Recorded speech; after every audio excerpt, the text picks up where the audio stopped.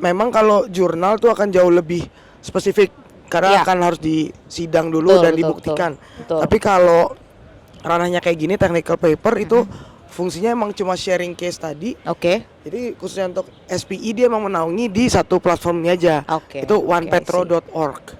Oh iya benar ada. Jadi simpelnya kadang buat baik dari operator maupun service itu yang mau nyari-nyari, kira-kira conference mana lagi ya yang akan datang, itu bisa ke websitenya SPI. Di conference itulah lu benar-benar bisa ngelihat oh gini cara negara ini bekerja atau negara ini memandang ini, negara ini memandang ini. Jadi lu bisa melihat bahwa satu dunia tuh punya different method untuk mencapai visi yang sama. Jadi bener-bener kalau pas ikut conference itu gue yang senang pas ngobrol-ngobrol sama orang-orang jiwa ekstrovert lu makin ke ini sampai hilang terus suaranya kayak itu berapa hari ini nggak balik-balik gitu kan.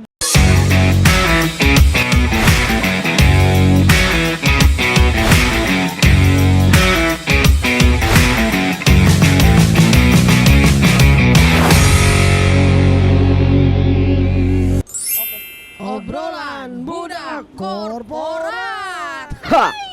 Apa kisah ini? Beda kursi nih. Gokil. Kita sofa putih guys. Soalnya gue terciduk tadi habis melayani. Oh iya, bartender. Anda dari mana ini? Ini baru kalau pulang dari ini. Ini kelihatan nggak ya di kamera tuh? Ya mungkin kelihatan. Dari Adipek tuh apa langsung ganti sendal. Iya, pijet-pijetan. Malam tuh kita pijet-pijetan gitu kan. Langsung cari tempat yang nyaman lah. Iya. Apa kisah? Ya ini edisi masih berpulang dari Adipek ya, minggu Adipek yang sangat capek ini. Akhirnya hari ini bisa napas karena hari ini adalah hari terakhir. Yes. Udah closing. Ini yang paling sepi ya. Iya. Selasa Rabu tuh udah paling rame. Udah gokil. Gokil. Jadi ini, apa yang mau kita bahas nih? Mungkin pengalaman gue di conference sebelumnya. Oh iya betul, kan kita udah ngomongin Adipek. Kita udah ngomongin apa tuh tadi? Public speaking gitu kan. Nah sekarang ngomongin harusnya kedengeran ya Bu. Coba saya atur. Apa di bibir gitu Anda aja? Jadi saya pegang aja. Udah. Oke. Nah mungkin gue bisa sharing ke waktu gue menghadiri beberapa conference lain juga ya. Ya. Kebetulan apa bedanya tuh? Berkecimpung di dunia conference ini sejak pindah role dari field engineer ke office. Kebetulan kan field engineer-nya fokusnya di logging while drilling ya. Jadi aplikasi tool logging formasi lah ya. Ya. Jadi pas pindah ke office memang ranahnya jadi lebih data processing, lebih sesuatu yang report based lah ya, yang bisa dilihat dan conference ini jadi suatu ajang untuk reportnya dilihat oleh seluruh dunia. I see. Karena kalau di oil and gas, gue rasa di mana? Industri-industri lain juga kayak di waktu gue zaman kuliah, kalau teknik mesin tuh kita ada komunitas HVAC, komunitas otomotif, itu punya kepalanya sendiri, yayasan untuk conference. Lu tuh sebenarnya sebelum ke dunia kerja pun lu aktif di dunia kayak gini-gini ya?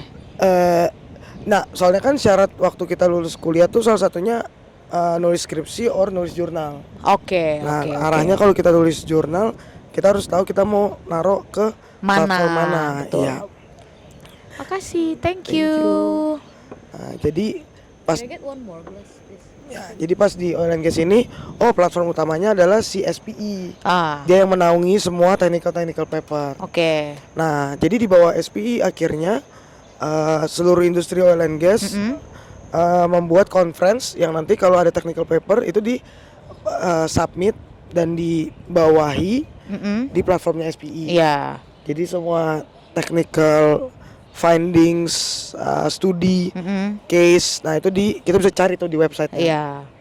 Dan walaupun gue potong, thank you, gue potong dikit. Yang paper-paper yang ada di Adipek itu ternyata nggak ada di SPI kan? Atau ada sih? Ada ya? Iya, itu under SPI. Tapi nggak gratisan gitu loh. Betul, jadi jatuhnya. Makanya member-member komunitas komunitas industri ini itu memang berbayar. Termasuk tadi kayak komunitas kalau gue lupa lagi namanya itu ada SPME gitu-gitulah, itu misalnya buat mechanical, ini untuk ini geologi juga ada kan. Iya benar. Jadi emang beda-beda dan itu emang berbayar. Di situ memang ajang bertukar ilmu. Memang kalau jurnal tuh akan jauh lebih spesifik karena akan harus disidang dulu dan dibuktikan. Betul. Tapi kalau ranahnya kayak gini technical paper itu fungsinya emang cuma sharing case tadi. Jadi khususnya untuk SPI dia emang menaungi di satu platform ini aja. Itu onepetro.org.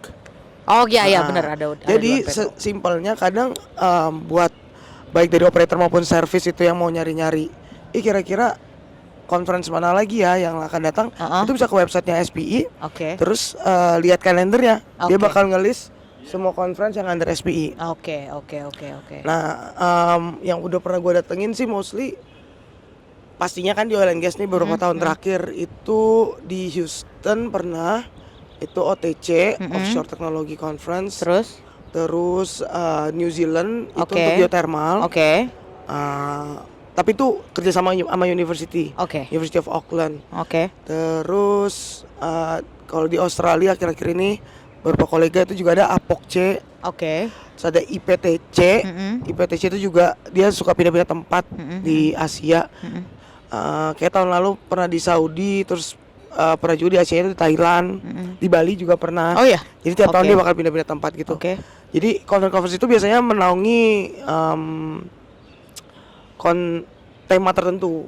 Kalau kayak OTC yang waktu gua di Houston itu fokusnya ke offshore, teknologi offshore. Bener-bener offshore semua. Jadi semua technical paper pun hubungannya sama offshore. Terus kalau ADIPEC kebetulan dia tema utamanya tuh kemarin kalau nggak salah energi dan sustainable energy ya kalau nggak salah. Dan AI. Arahnya ke digitalization. Dan abis itu dia breakdown lagi memang. Abis itu ada kalau dari drilling, subsurface atau apa. Tapi konteks utamanya harus ke arah sana. Jadi semua technical session yang dipilih di situ juga hubungannya dengan ke arah situ, yang ada hubungannya ke sustainable energy dan digitalization. Nah, terus kalau di Indonesia conference terbesarnya itu IPA yang udah sempat lo itu untuk petroleum, itu under IATMI. Nah, karena itu under IATMI nggak under SPI, jadi papernya tuh emang inklusif di platformnya IPA aja. Tapi SPI berbayar juga, pun kan itu? Iya. Satu lagi yang juga eksklusif di Indonesia itu IGCE, itu geothermal. IGCE. Inisiator awalnya sih sebenarnya koordinasi bersama Universitas sama ITB. Untuk Fakultas Geothermalnya. Enak nih. Enak kan? Iya, pilihan saya. Nah, jadi kalau secara pengalaman itu tiap conference beda tema. Nah, kalau ngarahnya ke masukin paper, itu ada, lu ngerasakan ada perbedaan nggak? Kayak lu ngerasain kayak, aduh kayaknya masukin paper di ADIPEC ini kok kayaknya lebih sulit ya, kepilihnya lebih sulit ketimbang aku masukin yang di Houston atau aku masukin yang di New Zealand atau aku masukin yang di Saudi. Saudi udah pernah? Waktu itu Bahrain, tapi gara-gara COVID akhirnya nggak jadi. Ya. Ini kan nanti nextnya Saudi tanggal 3 sama 4 Desember nih ada. Iya, besok. Sama nanti ada yang terjadi di Middle East juga, MEOS itu yang Bahrain, Middle East. Nah, apa kira-kira? Seiring gue mulai ngikutin beberapa conference ini, memang ada conference yang jadi benchmark untuk sebuah negara ya. Nah, ini yang gue rasain pas ikut ADIPEC ini. Kalau gue rasa dia skalanya emang sama kayak IPA, karena itu fokusnya emang ke apa yang dia sebagai sebuah negara udah achieve. Nah, jadi karena ADIPEC ini naungannya ADNOC, semua pekerja ADNOC sangat disarankan untuk membuat paper. Iya, betul. Jadi disarankan dan diwajibkan. Disarankan dan diwajibkan untuk ikut nulis dan ikut submit papernya. Betul. Regardless kepilih nggak kepilih, harus submit. Dan itu yang gue rasain juga di naungannya IPA di Indonesia. Pertamina tuh sangat didorong untuk submit paper di situ. Karena tujuannya memang untuk saling melihat pengalaman di field ini, pengalaman di Pertamina Sumatera sama di Kalimantan tuh kayak gimana. Nah, kalau di sini jatuhnya karena eventnya padat kan, cuma 4 hari. Cuma 4 hari, benar. Jadi paper yang terpilih pun bener-bener harus yang to the point gitu kan. Oke. Jadi gue ngelihat memang kompetisinya tuh sangat besar di sini. Dan beberapa klien nih di Atnok khususnya itu jadi sebuah prestis. Iya. Dan sangat penting. Sangat penting gitu untuk mereka dapat panggung. Ya, menunjukkan bahwa saya drilling engineer-nya, saya subsurface-nya, field saya ini ya. Panggungnya tuh buat internal tersorotnya mereka. Ya, betul, dan mereka. Ini tampaknya jadi benchmark buat KPI, Key Performance Indicator buat Atnok manajemen atas. Ya, betul. Dan ini bisa mengakselerasi banyak hal, baik itu karir maupun project mereka. Betul. Nah ini gue nggak lihat banyak di conference lain. Kalau kayak di yang gue ikutin di Houston itu, gue ngeliat emang fokusnya transaksional banget. Oke. Mereka emang benar-benar to the point, nyari investor, nyari barang. Dan supplier barang nyari investor. Itu benar-benar kelihatan banget fokusnya semua ke arah sana. Jadi bahkan semua mereka punya sesi-sesi di samping technical session itu hubungannya sama entrepreneurship. Oh gitu. Oh wow, oke. Arahannya karena mereka emang sangat-sangat ingin membuka. Mungkin juga karena Amerika ada di sisi dunia sebelah sana ya. Betul. Jadi mereka pengen banget orang lihat apa terbuka opportunity. Ya, dan supplier tuh mau masuk. Oke. Iya, karena kalau gue kan pengalaman ikut submit paper kan nggak banyak. Justru pada saat gue submit di Atnok nggak masuk, gue submit di event yang nanti di Desember malah masuk. Jadi kan kayak ada kriteria tertentu nih sepertinya, atau karena memang di mana di Adipek ini jauh lebih besar sehingga kriteria dari komitenya juga jadi lebih ketat. Kan kita nggak tahu ya gitu. Itu jelas banget juga karena setelah kriteria tema itu yang utama kan, kalau gagasannya itu masuk. Betul. Breakdown berikutnya adalah review ya. Diversification. Oke. Diversificationnya itu mulai dari jenis environmentnya, lalu negara itu juga penting. Jadi itu kenapa kadang paper dari Indonesia akan sangat mudah, lebih gampang diterima. Sebenarnya di luar. Tapi harus sesuai tepat sasaran dengan temanya. Kenapa begitu? Karena mereka mau ngambil khususnya kayak di PEC, gue ngobrol sama komitenya kan, mereka tuh mau ngambil diversifikasi dari negara juga. Karena mereka pengen semua yang hadir di situ bisa ngelihat contoh dari negara lain, dari Asia gimana, dari Australia gimana, dari semua benua. Jadi sesuatu yang bisa diaplikasikan langsung.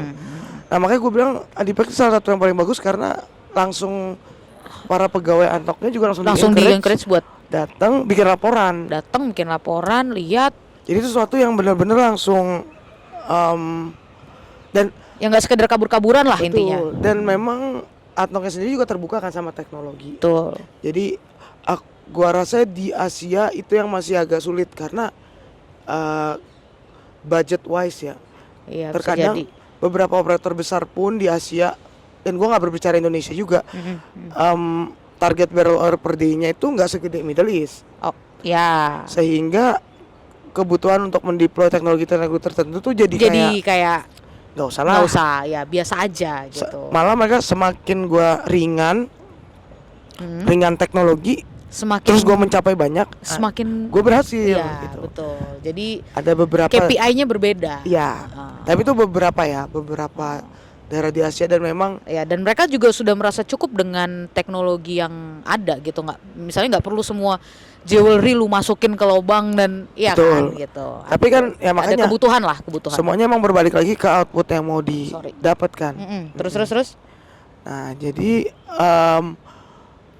sehingga conference itu, makanya kalau di Atnok gue ngerasa agak paling riwah dari proses memasukkan paper sampai disetujui, di approve, sampai mempresentkannya juga. Karena semuanya jadi political, ya benar, and certain interest. Betul. But the interest is in the end for the company, for Atnok.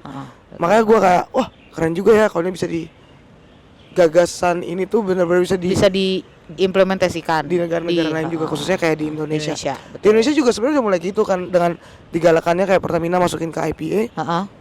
Harapannya mereka lebih terbuka sama apa aplikasi di field lain, di Pertamina entities lain itu bisa di-share ya, dan lu udah pakai teknologi ini, gue juga deh mau orang lain jadi bisa belajar anyway sesama Pertamina gitu misalnya kan. Jadi ya kenapa enggak saling sharing studi case dan tapi teknologi. itu analisa gue, karena output which is barrel per day, gas per day, output berbanding budget menentukan pemilihan teknologi yang akan dipakai. Dan gue memang merasakan di Amerika dan di Middle East jauh lebih terbuka.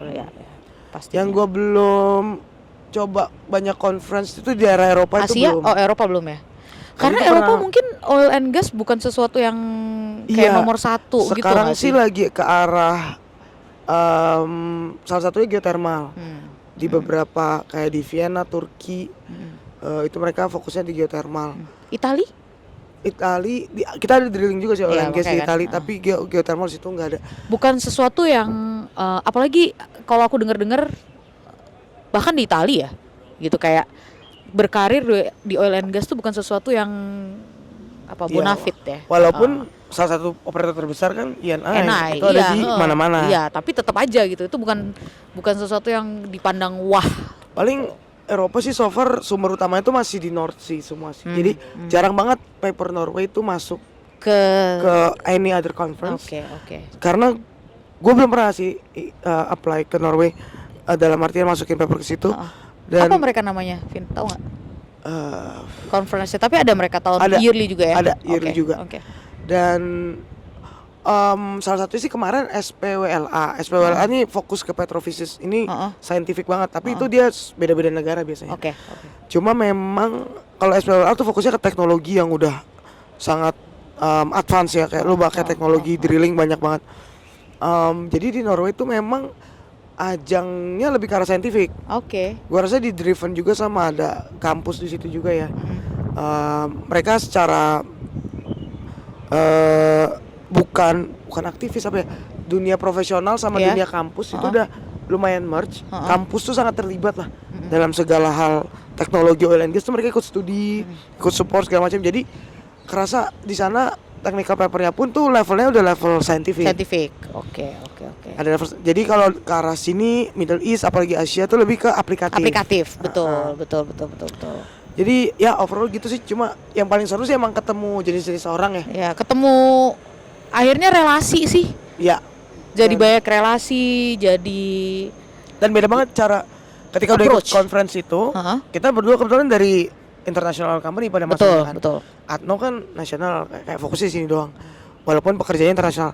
Cuma di conference itulah lu benar-benar bisa ngelihat gini cara negara ini bekerja atau negara ini memandang ini, negara ini memandang ini. Jadi lu bisa melihat bahwa satu dunia tuh punya different method untuk mencapai visi yang sama. Jadi bener-bener kalau pas ikut conference itu gue yang senang pas ngobrol-ngobrol sama orang-orang. Jiwa ekstrovert lu makin ke. Iya. Ini sampai hilang terus suaranya. Kayak itu berapa hari ini nggak balik-balik. Gitu kan. Saking how are you terus kan. Gitu deh. Itulah. Jadi semangat teman-teman di bidang industri manapun. Ini masih sobat eksis. Masih sobat eksis. Dalam mencari eksistensimu. Coba terus dilihat komunitasnya. Terus apa lagi? Dan tepat sasaran itu penting, tapi kalau lo lebih mementingkan jalan-jalan itu juga nggak apa-apa. Itu juga nggak apa-apa. Itu adalah bonus ya, bonus-bonusnya. Jadi kalau misalnya conference-nya 4 hari, ya dipanjangin sampai seminggu stay-nya. 3 harinya kamu bisa explore kota dan negara-negara sekitar. Wilayah-wilayah yang cantik-cantik itu geothermal. Cobalah arahkan nasibmu ke arah geothermal. Ya. Itu bagus-bagus sekali. Jangan ke arah wilayah-wilayah panas. Kayak di sini. Iya. Oke lah teman-teman, kita sampai bertemu lagi di topik berikutnya. Oke, kita mau menikmati kunape. Oke. Sampai ketemu di Mama. Obrolan budak korporat. Apa kisah hari ini?